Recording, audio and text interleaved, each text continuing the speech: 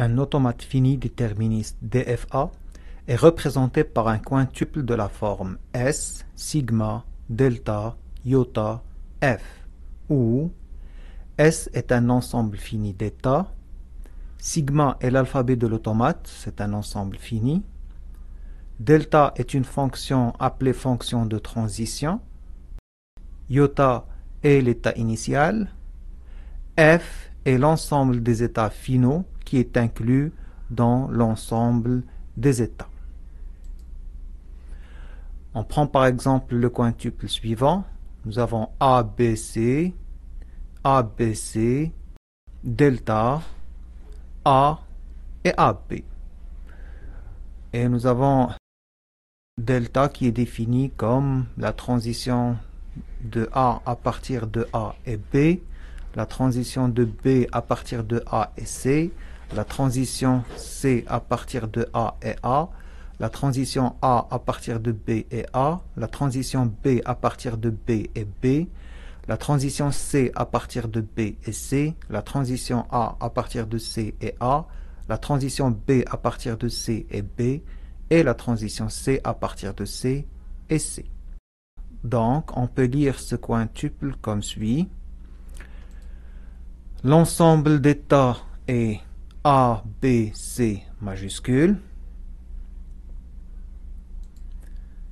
L'alphabet sigma est A, B, C minuscule. La fonction de transition, par exemple la transition A à partir de A et B, est etc. Et l'état initial est A et l'ensemble des états finaux est A, B. Le diagramme de transition de cet automate est le suivant. Donc nous avons A, B, C, l'ensemble des états. Et de A, nous avons la transition A qui va vers B. De A, la transition A va vers B. De A, la transition B va vers C. Donc de A, la transition B va vers C. De A, la transition C va vers A. Donc ça, c'est la transition C, et etc. Dans le cas où il y a au plus une transition étiquetée T qui quitte un état S, on peut construire une représentation tabulaire de ce diagramme. Cette représentation pourra être utilisée par un algorithme de reconnaissance de mots. Si on prend l'exemple suivant, on veut au plus une transition étiquetée T qui quitte un état S. Donc pour le 1 par exemple, il y a le A qui sort, c'est le seul, donc il n'y a pas de problème avec le 1. Par contre, avec le 2, ici nous avons une étiquette B qui sort vers le 1 et nous avons aussi une transition étiquetée B qui sort vers le 4. Donc cet exemple ne respecte pas la condition. Une table de transition associée à un diagramme de transition est une matrice à deux dimensions telle que la matrice a une ligne pour chaque état du diagramme. La matrice a une colonne pour chaque symbole utilisé comme étiquette d'un arc du diagramme. L'entrée de la nème ligne et de la mème colonne est l'état atteint en quittant l'état N par l'arc M. Si un tel état n'existe pas, l'entrée contient le mot erreur. On ajoute une colonne indicée par le caractère spécial de fin de séquence, fin.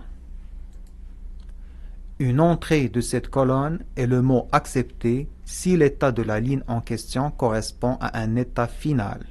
Sinon, erreur.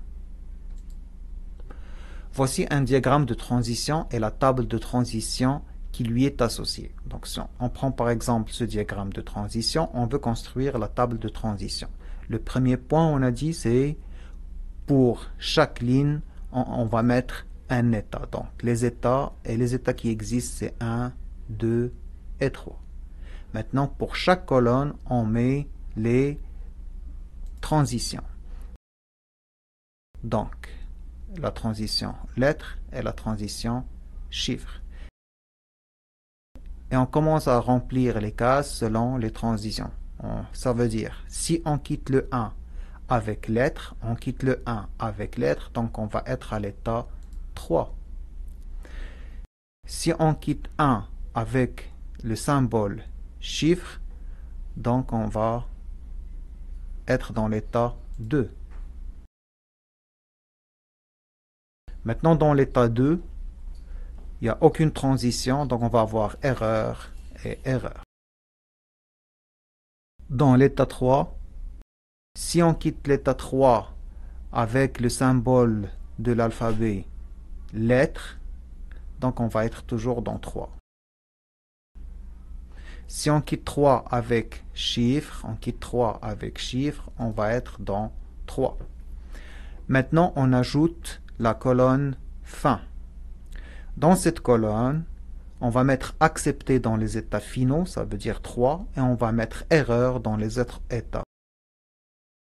Donc pour l'état 1, c'est erreur, puisque ce n'est pas un état final. Pour 2, aussi erreur, puisque ce n'est pas un état final. Et pour 3, c'est accepté, parce qu'on termine dans un état final. On vient de créer la table de transition de ce diagramme de transition. Alors, juste une astuce, comment savoir si un automate est complètement défini à partir de la table des transitions? C'est simple, il suffit de vérifier si la table de transition, excepté la colonne fin, ne comporte pas d'erreur.